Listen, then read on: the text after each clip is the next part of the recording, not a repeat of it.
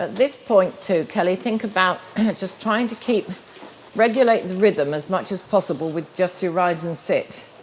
And you'll find too that if you can actually get them just into what is their own natural optimum rhythm, that they tend to sort of start to relax more and stretch forward and out a little bit more as well.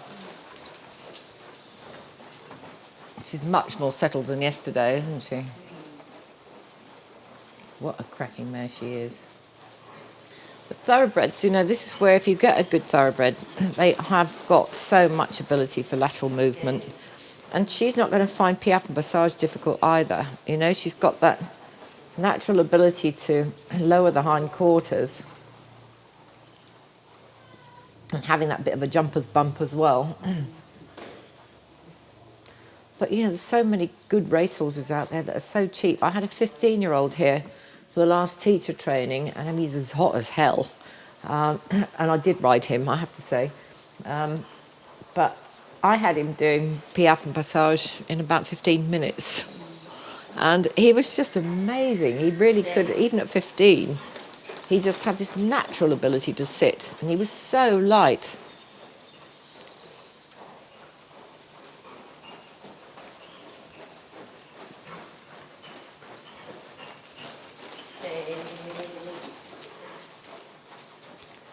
Yeah, if she gets a little bit too fast, just slow your rise and sit a little bit. So you can start to regulate it as much as possible with your seat rather than with your hands.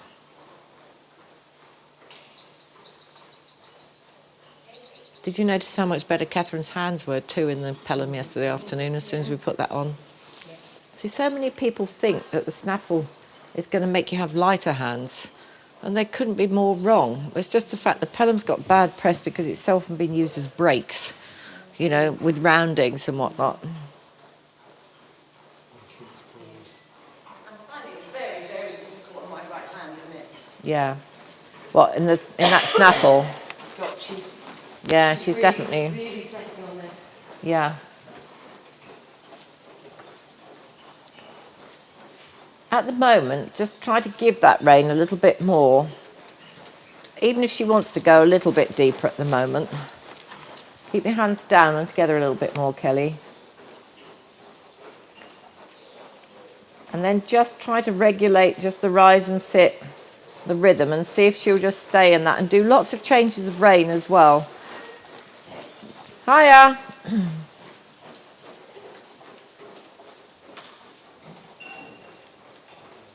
Nice. That's better.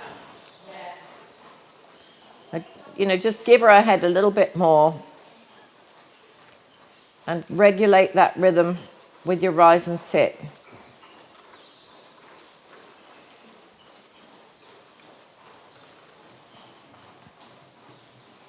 Yep.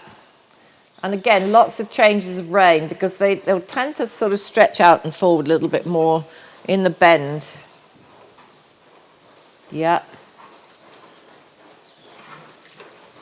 I can actually drawing her tongue back. Yeah. I can hear it. What other snaffles have you tried her in? There's the little French link. I've tried her in a mullen, but she doesn't really draw her tongue back in a mullen. Yeah. So what's that one? Sorry, this is a little French link. That's a French link, is it? Yeah.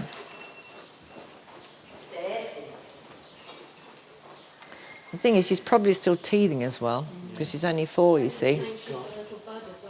Yeah, yeah. Yeah. Because we've had the same with Fael too. He was quite fussy for a while. He's just in a hanging cheek, normal mullen mouth. Well, he is when he's working.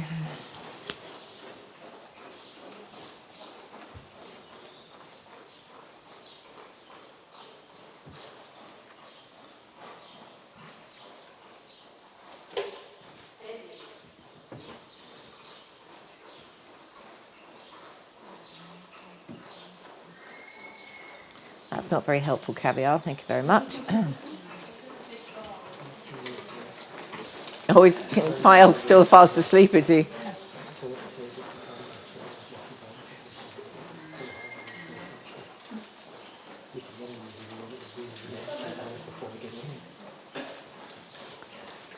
That's it. Just drop your hands a little bit more either side of the neck and just see if she'll take the rein a little bit more forward and out. Not so much down as just out a little bit. So she just, yeah, that's better. So that her head's more in a sort of horizontal balance at this point in time. Because when she comes up too much, she's just going to hollow her back and she can't move properly through from behind then. But I think it's a lot to do with teething as well, Kelly. And then? I think it's a lot to do with teething as well. Oh, sure. So it doesn't particularly bother me at this stage if they're a little bit faffy like that. That's nice. You see, you get moments there where it's starting to come together nicely.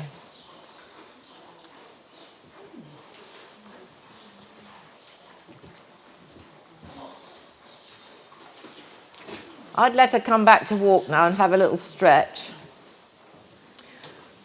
What we tend to do with Fael, in all honesty, is not to do long periods of trotting, but then he's not unsettled like her.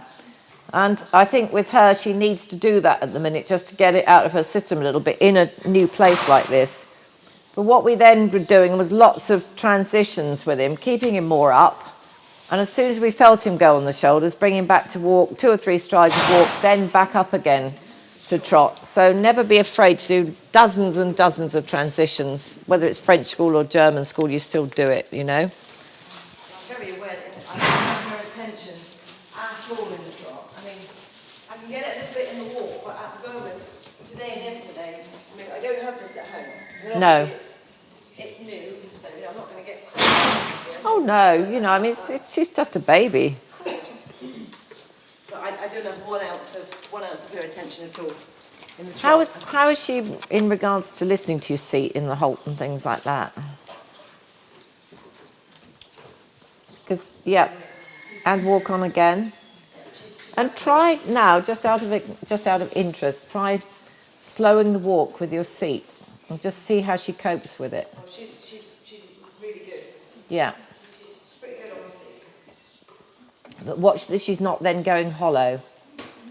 She's... Oh, no, I was just taking my contact off. Yeah, okay. Just have your hands a little bit lower again.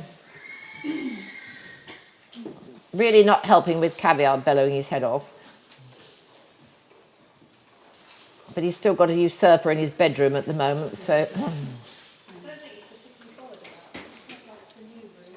Oh, right, really? Oh, yeah. That's it. Good. Keep the outside rein against the neck too, Kelly. Remember to keep that curve in the rein.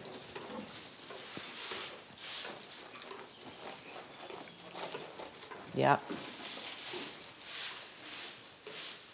If she comes a little deep like that, I wouldn't worry at this point in time. That's weakness more than anything else. So many people, they just, oh, crikey, if the horse goes even slightly behind the vertical now, they practically commit suicide, you know? If it's got its ears up in their nostrils, they don't seem to bother. But it's wherever she's comfortable at the moment. But I would just try and bring your hands down a little bit more, because otherwise you're getting a very broken line from bit to elbow. Okay. Now keep the hands a little closer together and the thumbs up on top a bit more. Watch you're not pushing a pram. I know you've got a 3-year-old, but even so.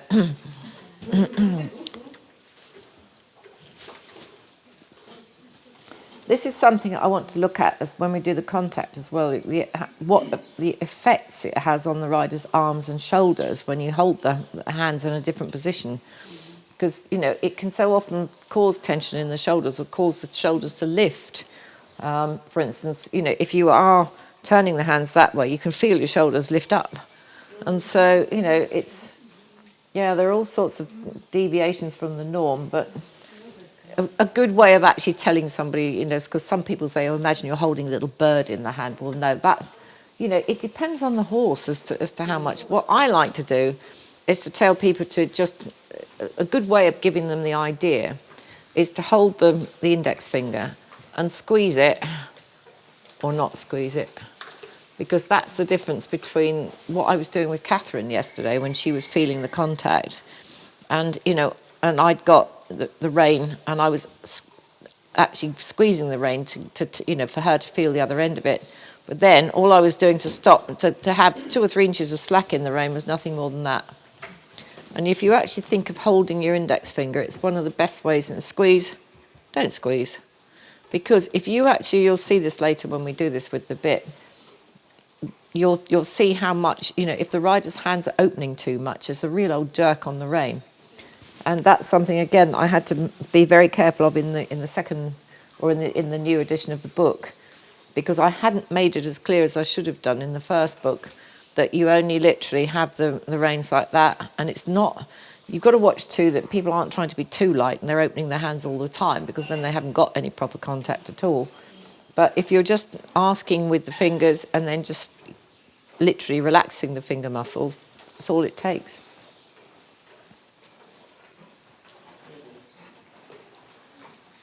But we'll have a look at that with the bit when we're finished with Kelly. Out of interest, Kelly, just try a little bit. Do you ever do counter shoulder in? Do you all know what counter shoulder in is? Yeah? Okay. Right, well, although we're not concentrating on lateral work in this module, it's shoulder in with the head towards the wall. And I find it's a really good exercise to get the horse to really open the outside shoulder. And we used to do quite a lot of it with Desi Laurent. Obviously, she's going to do more of a counter leg yield at the moment than the shoulder in. But so the head is towards the wall. It should still be 3-track,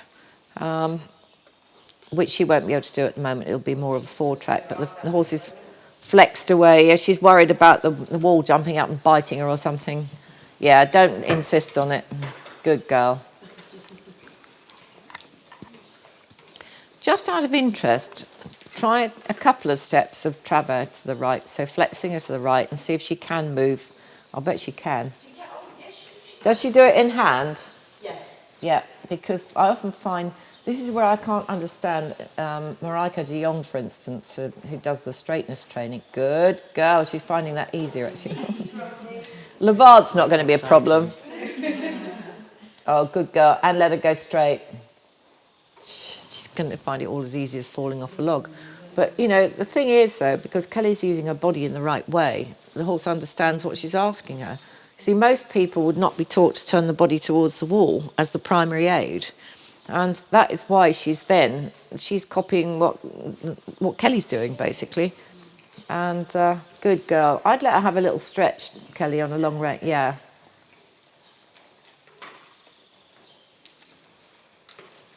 Once she's had a stretch, then take her back up to trot again and just see what happens. But try to just keep her in a slightly more novice outline at the moment, so that she's still not bringing her head and neck up too much, because she needs to relax more, I think. And that's, I think if you ask her... I can't get any looseness.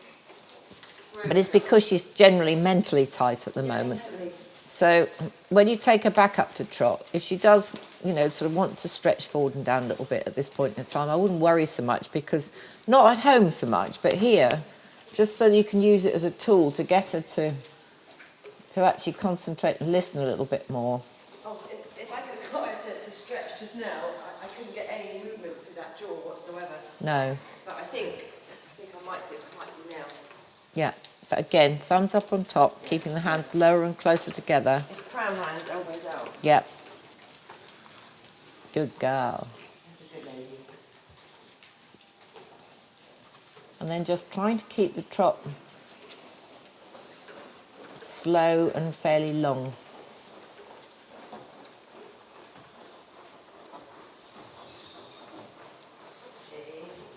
She's going to look when she goes past the door, all that sort of thing is just natural. That's it. Just give your rein a little bit more. Just open your fingers. Don't worry if she comes up a little bit. Just concentrate on that rhythm at the moment. Yeah. And when she does that, just open your fingers a little bit more and let her stretch even slightly more out and forward. Just try and give that inside hand a little bit more. Even if she is faffing a lot, don't worry about it too much. Just concentrate on that rhythm. Lots of changes of bend. I would have gone left there, because it slightly wrong-footed her, and then she's more likely to get faffy. And just working maybe sort of some figure eights across the school, you know, just sort of keeping that rhythm. Yeah. And soft, soft, soft with the hand. I mean, Kelly's good with her hands anyway, but it's just when she's boring down a little bit, but she's experimenting at the moment. Everything is an experiment to her. That's it. And again, give that rein there. Just a fraction, open the fingers. So she has to learn to carry herself, not propping her up. And again, just this is where timing is all so important, particularly with a young horse. Yeah. I don't worry if she comes a little bit deep at the moment. If she's then relaxing. But she's got to get her head up going past the door because she's just being nosy. And again, just see if you can just, yeah. And again, giving that rein again a little bit more, just open the fingers slightly. So you're not giving her anything to pull back against. Yeah. Don't worry if she goes a bit deep. She won't by the time she comes to the door. Ooh, it's getting better. Yeah. It's coming better. Yes, it's coming. So giving that rein as much as you can. Yeah. So you're not giving her anything to fight. Watch the outside rein still too straight. Much better. That's starting to come now. You see just constant changes of rein, but very simple changes of rein. That's coming nicely, Kelly. I feel like I'm all over the place. You're not. You're feeling a lot worse than you look. You'll see that when you...